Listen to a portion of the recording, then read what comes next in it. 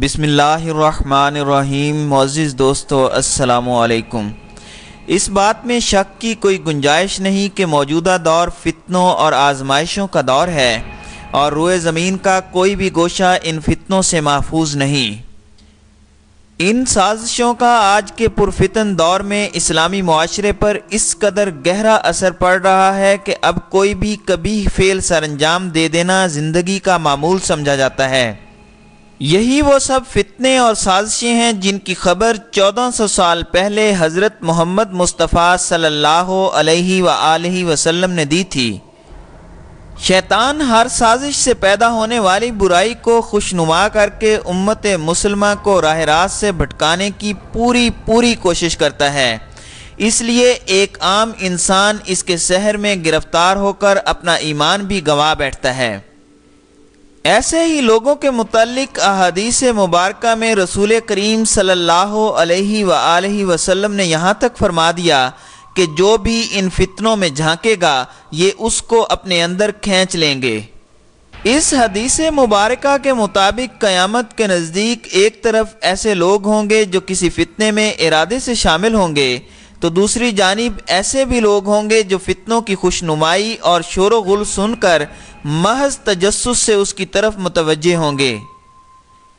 انہی فتنوں میں سے ایک فتنہ ناچ گانا ہے جس کا بڑی شد و مد کے ساتھ احادیث میں تذکرہ ہوا ہے، جس میں آپ صلی اللہ علیہ وآلہ وسلم کے ارشادات کے مطابق اس دنیا کے باسیوں کو فتنوں کا ایک ایسا دور بھی دیکھنا ہے جس میں دین پر عمل کرنا ہاتھ پر انگارہ رکھنے کی مانند ہوگا۔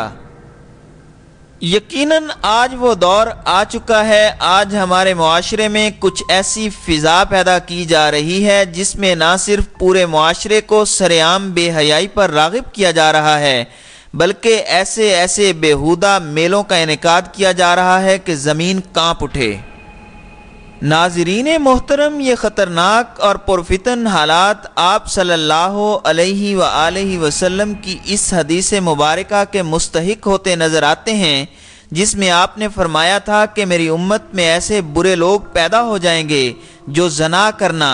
ریشم کا پہننا، شراب پینا اور گانے بجانے کو حلال بنا لیں گے، اور کچھ متکبر قسم کے لوگ پہاڑ کی چوٹی پر چلے جائیں گے۔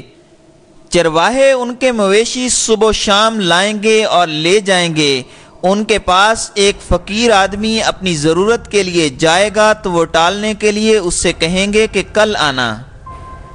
یہ وہ تمام چیزیں ہیں جو آج ہر طرف دیکھی جا سکتی ہیں۔ لوگ گانے باجے میں لگ کر یا لگا کر لوگوں کو گمراہ کرنے کی ہر ممکن کوشش کر رہے ہیں۔ انٹرنیٹ اور دیگر الیکٹرانک میڈیا نے تو اسلامی معاشرے کی اخلاقی پاکیزگی اور پاک دامنی کو تباہ و برباد کر کے رکھ دیا ہے، اور صرف یہی نہیں بلکہ یہ باور کرانے کی کوشش کی جاتی ہے کہ اس میں کوئی قباحت نہیں۔ اسی آڑ میں دنیا بھر میں انٹرٹینمنٹ پروگرام کی شکل میں سارا سال ہی یہ میلے جاری رہتے ہیں۔ کہیں پر ثقافت کو رائج کرنے کے نام پر خصوصی دعوت دی جاتی ہے تو کہیں شادی بیاہ سالگرہ کے موقع پر عجیب و غریب لباس پہن کر رقص و سرود کی محفلیں جمتی ہیں جس میں ہر قسم کی بےہودگی اور حرام چیزوں کا ارتکاب سرعام کیا جاتا ہے، جس کی عملی شکل ہمیں یورپ کے ایک سالانہ فیسٹیول میں دیکھنے کو ملتی ہے۔ ناظرین محترم، ویسے تو ہر خاص و عام جانتا ہے کہ یورپ کو دنیا کے ترقی یافتہ اور تہذیب یافتہ ترین ممالک میں شمار کیا جاتا ہے، مگر اس ملک میں بھی ہر سال ایک ایسے فحش میلے کا انعقاد کیا جاتا ہے جسے انسانی تاریخ کی سب سے غلیظ ترین پارٹی کہا جا سکتا ہے۔ اس میلے کو ٹمارو لینڈ کا نام دیا جاتا ہے۔ سب سے پہلے یہ میلہ 2005 میں منایا گیا اور ترقی کرتے کرتے نہ صرف ہر سال منایا جانے لگا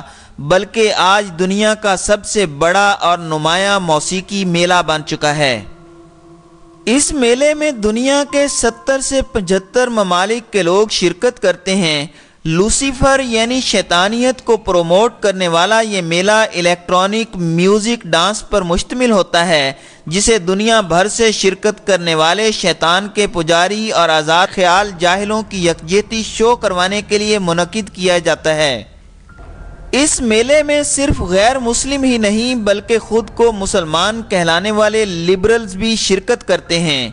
اس میلے میں شرکت کرنے والوں کو نشہ آور اشیاء کی فراہمی، ان کا استعمال اور اس کے پھیلاؤ کے طریقے سکھائے جاتے ہیں۔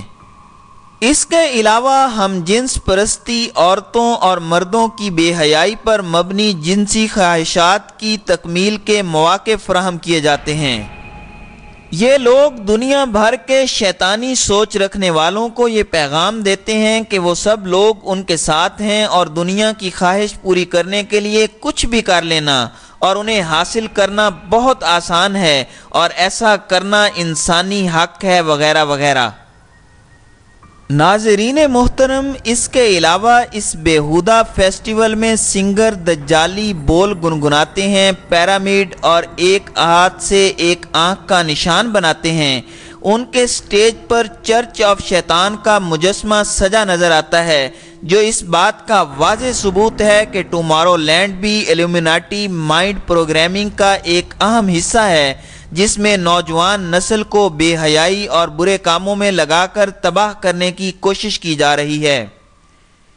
اس بارے میں اللہ تعالیٰ قرآن پاک میں ارشاد فرماتا ہے کہ جو لوگ چاہتے ہیں کہ ایمان لانے والوں کے گروہ میں فحاشی پھیلائیں، وہ دنیا اور آخرت میں دردناک سزا کے مستحق ہیں۔ بے شک اللہ جانتا ہے اور تم نہیں جانتے۔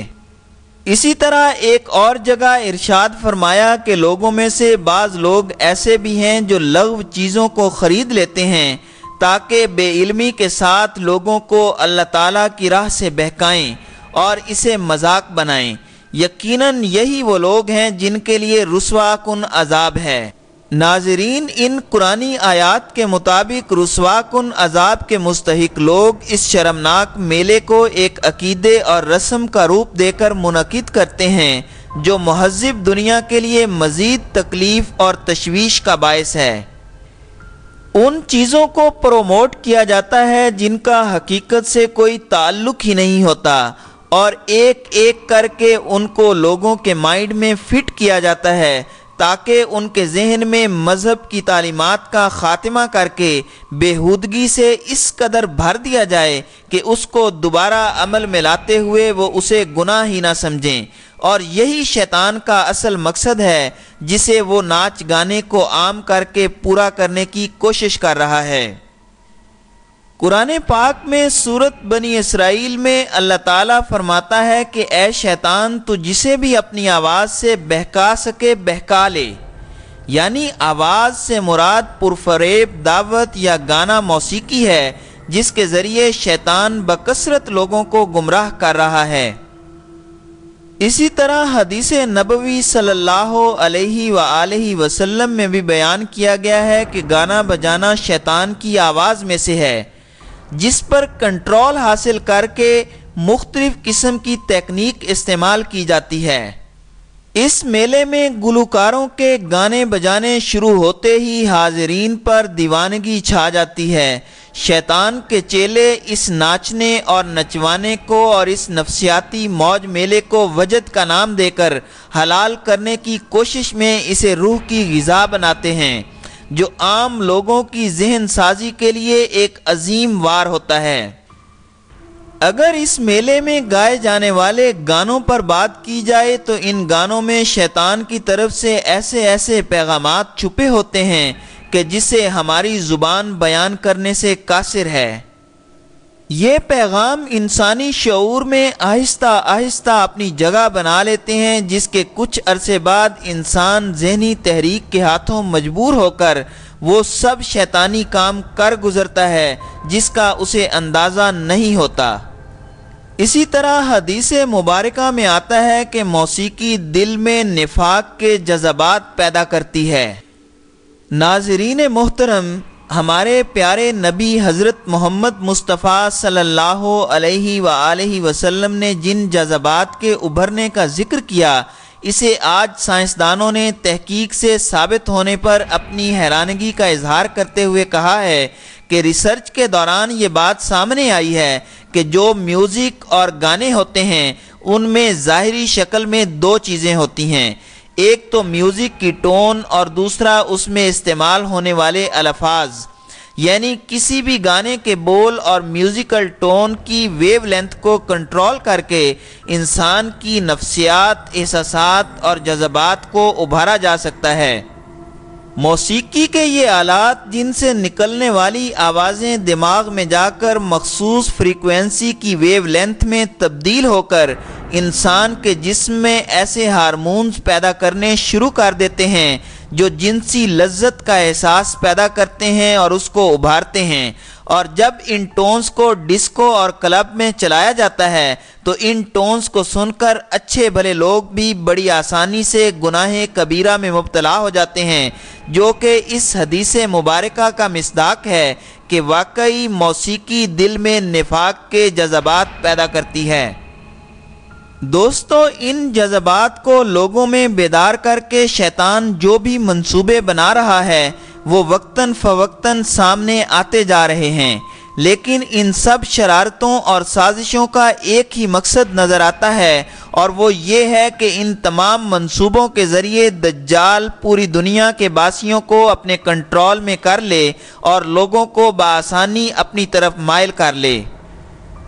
دعا ہے کہ اللہ تعالی ہمیں ایسے تمام فتنوں سے اپنی پناہ میں رکھے اور ایسے میلوں میں شرکت کی خواہش سے بچائے، آمین۔